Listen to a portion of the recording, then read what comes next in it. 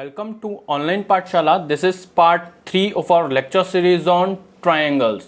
आज हम लोग डिस्कस करने वाले हैं थ्योरम 6.1 बेसिक प्रोपोर्शनैलिटी थ्योरम को, एंड उसके बाद हम लोग डिस्कस करेंगे इसके इसी थ्योरम के कन्वर्स को. ठीक है, तो 6.1 थ्योरम में हमें क्या बोला जा रहा है? If a line is drawn parallel to one side of a triangle to intersect the other two sides in distant point, the other two sides are divided into the same ratio. So for example, मेरे पास एक triangle है, ठीक है. इस triangle की तीन sides हैं हमारे पास. ये है ए बी, एक साइड ए बी है, एक है हमारी बी सी और एक है हमारी ए सी. क्या कह रहा है? If a line drawn parallel to one side of a triangle, इस ट्रायंगल की एक साइड ये ले लेते हैं, इसके पैरेलल हमने एक लाइन ड्रॉ करी. ये हमारी वो लाइन है जो हमने पैरेलल ड्रॉ की. ये हमारी लाइन है डी ई, ठीक है. Intersect the other two line. अभी देखो ये लाइन पैरेलल है जो बी सी के, ये इंटरसेक्ट कर रही है इसको और इसको, इन दोनों लाइन को इंटरसेक्ट कर रही है. सॉरी, इस लाइन को और इस लाइन को इंटरसेक्ट कर रही है at point D and point E. तो क्या कर रहे हैं अब हमें ये बोलना है कि इंटरसेक्ट जब करती है टू साइड्स को डिस्टेंट पॉइंट्स पे, तो अदर टू साइड्स हैं are divided into the same ratio. Same ratio का क्या मतलब हुआ? इसका मतलब ये हुआ कि जो इस लाइन का रेशियो होगा, फॉर एग्जांपल मान लो इस लाइन का रेशियो हुआ 2:3, ठीक है, तो इस लाइन का रेशियो भी कितना आएगा? 2:3 आएगा. फॉर एग्जांपल ये इट्स नॉट नेसेसरी कि दोनों साइड बराबर हों. फॉर एग्जांपल मेरे पास जो ये वाली साइड है ये 4 सेंटीमीटर, यहाँ से यहाँ तक 4 सेंटीमीटर है और यहाँ से यहाँ तक 6 सेंटीमीटर है, ठीक है. और यहाँ पर ये यहाँ से यहाँ तक की जो साइड है ये 2 सेंटीमीटर है और यहाँ से यहाँ तक ये जो लाइन है ये 3 सेंटीमीटर है. तो अगर मैं इसका रेशियो निकालूं तो 4/6 का रेशियो क्या आएगा? 2/3. और इसका रेशियो कितना आया? 2/3. तो जो रेशियो है ना ये बराबर होगा, ठीक है. यानी कि जो डिवाइड होंगे ना साइड्स, उनको अगर हम रेशियो में कैलकुलेट करेंगे तो दोनों साइड का रेशियो इक्वल आएगा. हम ये लोगों को ये प्रूफ करना है. तो प्रूफ में स्टार्ट कर देते हैं हम लोग. देखो, we are given a triangle ABC in which a line parallel, अब जो हमने लाइन पैरेलल ड्रॉ की है टू साइड BC के पैरेलल ड्रॉ की है, BC के इंटरसेक्ट कर रही है, इंटरसेक्ट अदर टू लाइंस. ये गिवन है जो हमें लिखना होता है. अगर two lines AB and AC at D and E respectively,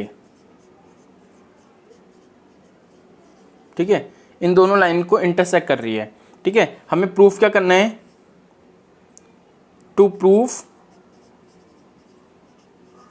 proof हमें प्रूफ करना है कि AD यानी कि AD दिस अपॉन DB बराबर है AE अपॉन EC, ठीक है. मुझे इसके प्रूफ करना है, ठीक है. चलिए स्टार्ट कर देते हैं. अब देखो मैं क्या करूंगा, यहां पर एक लाइन, सबसे पहले तो एक लाइन जो ज्वाइन कर देता हूं, ये वाली लाइन, और एक DC पॉइंट को ज्वाइन कर देता हूं, ठीक है. और यहां एक परपेंडिकुलर लाइन ड्रॉ करेंगे हम लोग, और यहां पर भी एक परपेंडिकुलर लाइन ड्रॉ करेंगे. यहां पे ड्रॉ करेंगे, ये होगा हमारा EN, ठीक है, दिस इज A पॉइंट. और यहां से यहां तक D से इस पे ज्वाइन करेंगे, वो करेंगे हम M, ठीक है. ये दोनों 90 डिग्री के एंगल्स हैं, सॉरी 90 डिग्री के एंगल है, यस, ठीक है. अब हम लोगों को क्या करना है, पहले लिख लेते हैं. Let us join BE and DC and draw. दूसरी चीज क्या किया मैंने? ड्रॉ किया है DM perpendicular to AC and EN perpendicular to AB, ठीक है. अब ये दोनों लाइन इसके परपेंडिकुलर है और ये वाली लाइन इसके परपेंडिकुलर है, ठीक है. अब हमें पता है एरिया ऑफ अगर ट्रायंगल मुझे निकालना होगा तो उसका फॉर्मूला क्या होता है, ठीक है.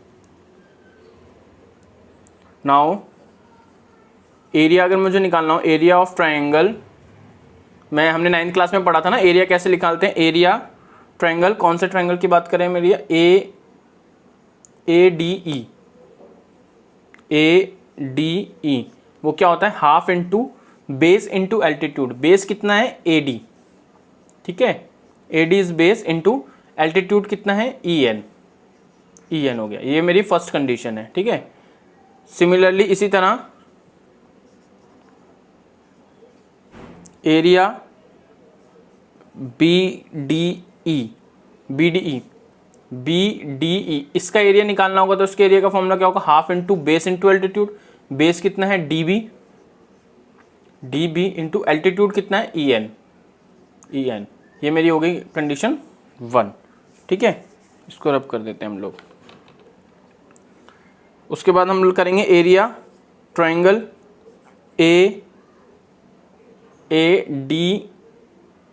दोबारा हम निकालेंगे ADE का, ADE इस बार कैसे निकालेंगे, हाफ। देखो पहले तो मैंने निकाला ADE ऐसे ट्रायंगल जिसमें मैंने बेस ये लिया और परपेंडिकुलर ये लिया। अब मैं दोबारा क्या करूंगा, इसी का ये निकालूंगा, बट इस बार बेस में ये लूंगा और परपेंडिकुलर ये लूंगा, ठीक है। DM इंटू AE, ये मेरी थर्ड इक्वेशन है। और एरिया मैं फोर्थ के लिए कौन से निकालूंगा, DEC, एरिया DCED कितना होगा, हाफ इंटू, देखो CED इस वाले में बेस क्या है, EC है, तो मैं EC लिख देता हूँ बेस। और परपेंडिकुलर क्या है, परपेंडिकुलर तो हमारा DM है, तो मैं DM लिख देता हूँ, ठीक है। ये कंडीशन 4 हो गई। देखो जब हम किसी ट्रायंगल के एरिया की क्या बात करते हैं तो हम एक परपेंडिकुलर लाइन ड्रॉ करते हैं। एक्यूट एंगल में वो परपेंडिकुलर लाइन हमारी इनसाइड द ट्रायंगल होती है, लेकिन अगर एक ट्रायंगल ऑब्ट्यूज है तो उसकी वो परपेंडिकुलर लाइन आउटसाइड होती है, ठीक है। यानी कि बेस तो ये होगा और परपेंडिकुलर क्या होगा, ये, यानी कि हाफ इंटू ABCD, तो हाफ इंटू बेस कितना है, CD, और एल्टीट्यूड क्या है, AB, ठीक है। यही कॉन्सेप्ट मैं इसमें लगा रहा हूं, ठीक है। तो मेरे पास ये कंडीशन आ गई। अगर मैं इन दोनों को डिवाइड करूं तो क्या आएगा, चेक करते हैं। डिवाइड इक्वेशन, ठीक है। Therefore area triangle ADE divided by area triangle BDE, इन दोनों को मैं डिवाइड करूंगा तो क्या होगा, अगर इन दोनों को डिवाइड करूंगा तो ये कट जाएंगे आपस में, EN से EN कट जाएगा, तो क्या बचेगा, AD अपॉन DB आएगा। इसको मैं एक मार्क कर देता हूँ इक्वेशन, ठीक है। इसको रब कर देते हैं, इसकी नीड नहीं है अब, ठीक है। इसी तरह इनको डिवाइड करेंगे तो area ADE upon area CED कितना आएगा, हाफ से हाफ कैंसिल आउट हो जाएगा और DM से DM कैंसिल आउट हो जाएगा। क्या बचेगा, AE अपॉन EC, इसको दे देते हैं हम B पॉइंट। दूसरी चीज़ 9th क्लास में हमने पढ़ा था कि जब दो लाइन आपस में पैरेलल हो और उसके बीच में सेम बेस से दो ट्रायंगल अगर बन रहे हों ABC और D, तो ABC का एरिया ABC बराबर होता था एरिया DCB के, ठीक है। ये थ्योरम हमने पढ़ी थी ना, थ्योरम क्या कहती थी, ये same base DE and between the same parallel line but two triangles have equal in area if they are in same base between same parallel line and have on same base। अगर same base पर हो दोनों parallel lines के बीच में बन रहे हो तो उनका एरिया बराबर होता है। तो नोट डाल के इसको लिख लो, ये बहुत ही इंपॉर्टेंट है। Note that triangle BDE and triangle DEC are on the, इसको DEC लिख दो, DEC are on the same base and between same parallel lines। अब देखो पैरेलल लाइन कौन सी है, BC एंड TE।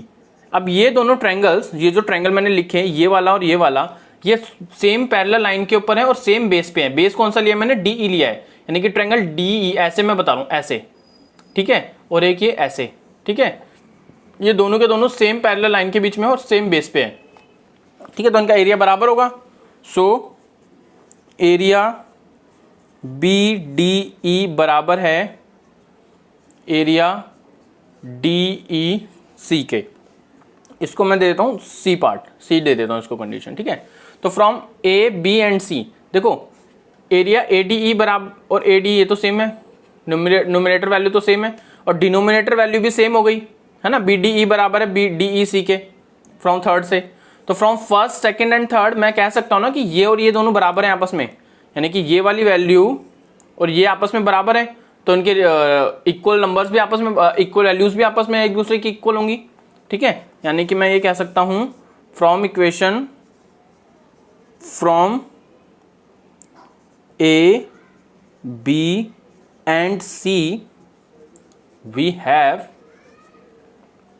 मैं ये कह सकता हूं AD बराबर upon DB is equal to AE upon EC, hence proved. ये आपकी बेसिक प्रोपोर्शनैलिटी थ्योरम है जो एग्जाम पॉइंट ऑफ व्यू से बहुत इंपॉर्टेंट है। इसको आपने कर लिया तो आपके 4 मार्क्स कहीं नहीं गए, ठीक है। अब हम लोग जो है इसी थ्योरम की कन्वर्स करेंगे थ्योरम 6.2। वो भी बहुत ईजी है, जनरली बच्चों को उसमें कन्फ्यूजन रहती है, बट जो मेन थ्योरम है वो BPT की है 6.1, लेकिन कभी कभी थ्योरम 6.2 भी एग्जाम में पूछी जाती है, तो उसको भी हम लोग स्किप नहीं कर सकते, इसलिए उसको भी डिस्कस करते हैं। तो चलिए अब थ्योरम 6.2 को डिस्कस करते हैं।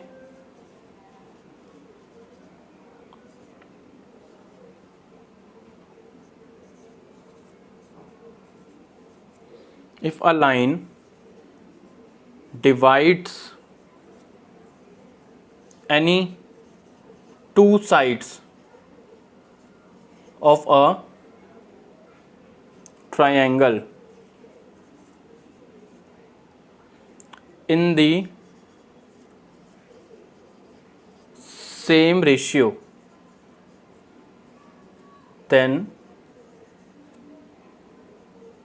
the line is parallel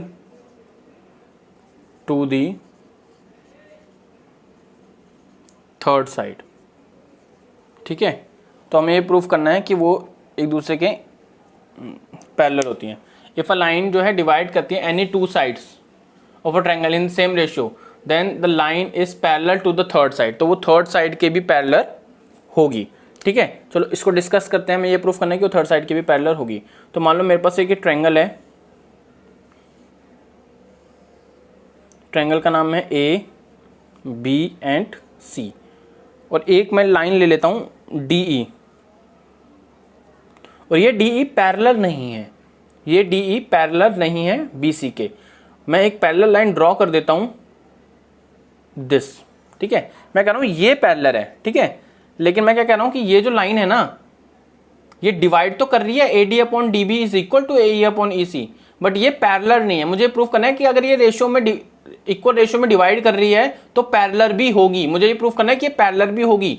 equal ratio में तो डिवाइड कर रही है ये, लेकिन अगर कोई लाइन इक्वल रेशियो में डिवाइड कर रही है दो लाइंस को, तो ये प्रूफ करना है कि वो थर्ड लाइन के पैरेलल होगी। यानी कि गिवन क्या है कि AD upon DB is equal to AE upon EC, ये चीज गिवन है, ठीक है। अब मैंने एक लाइन ड्रॉ करी DE डैश, DE डैश की थ्योरम 6.1 के बेस पे हम बोलेंगे AD अपॉन DB बराबर होगा AE dash upon E dash C। चलिए अब स्टार्ट करते हैं। गिवन क्या क्या दिया हुआ है, गिवन दिया हुआ है AD upon DB is equal to AE upon EC। To proof क्या करना है, टू प्रूफ करना है DE is parallel to BC। तो प्रूफ स्टार्ट कर देते हैं यहां पे। अब प्रूफ में हम बोलेंगे, देखो प्रूफ में क्या बोलेंगे कि DE dash is D, proof में क्या लेंगे, कंस्ट्रक्शन स्टार्ट कर देते हैं ना, पहले कंस्ट्रक्शन कर देते हैं। कंस्ट्रक्शन में क्या करेंगे, DE डैश पैरेलल लिखेंगे BC के, तो प्रूफ अब स्टार्ट करते हैं। यहाँ पे प्रूफ में क्या बोलेंगे, ये देखो ये लाइन इसके पैरेलल है, so if D E dash parallel to B C, अगर डी ई डैश पैरेलल है बी सी के, तो उसका क्या मतलब है, A D upon D B, A D upon D B बराबर होगा A E dash upon E dash C by B P T theorem, right.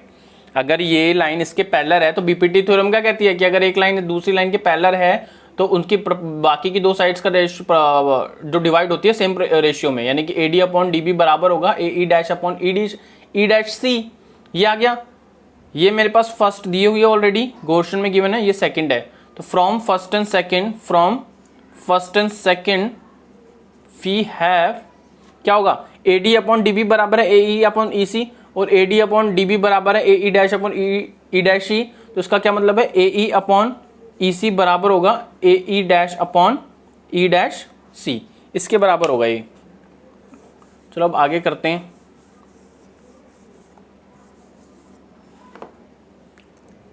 ठीक है,